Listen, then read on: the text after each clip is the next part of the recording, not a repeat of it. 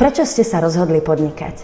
Podnikanie prišlo nejako samé. Po škole som mal ísť pracovať do spoločnosti Google, ale potom to nejako nevyšlo, takže som sa vrátil na Slovensko, založil som si živnosť, ponúkal som služby v oblasti online marketingu a medzičasom ma oslovil kolega, ktorý je spolu so mnou spolumajiteľom agentúry Visibility a v podstate sme sa odvtedy venovali už len agentúre a nikdy ma ani nenapadlo, že by som pracoval pre nejakú inú spoločnosť.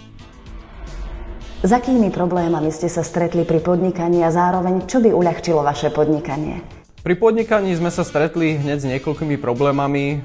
Takým základným sú ľudia, dobrí, kvalifikovaní, zodpovední, či už tu na Slovensku alebo v Čechách. A určite by to vyriešil vzdelávací systém, online marketingové kurzy na univerzitách a tak ďalej. Druhý zásadný problém je celkovo podnikateľské prostredie na Slovensku, ktoré nie je veľmi priaznivé, či už sú to zákony, odvodové zaťaženie, brigádnici teraz najnovšie, takže toto sú dosť veľké problémy a samozrejme vyriešila by to len legislatíva a nejaký zodpovedný prístup kompetentných.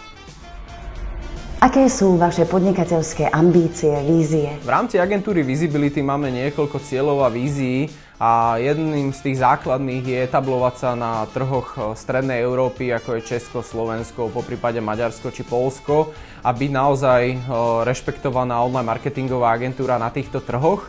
A možno takým druhým cieľom je celkovo naštartovať tie vzdelávacie aktivity na týchto trhoch, či už sú to na Slovensku univerzity a vzdelávanie trhu, čo je veľmi dôležité i pre samotné agentúry, ale taktiež i pre budúcnosť a vzdelávanie samotných študentov.